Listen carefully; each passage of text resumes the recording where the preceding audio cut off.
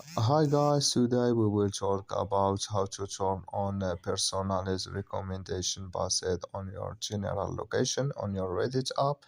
We just go up here in this picture on app, we will click, then this window show for us, then we just click here on settings, then we come here to settings window, then we just click here on account settings for you, then we come to account settings here in this window, then we just go down here and we come here to personalized recommendation based on your general location. We will click here on this mark, and like you say, this color show for us, that's main personalized recommendation based on your general location is on no.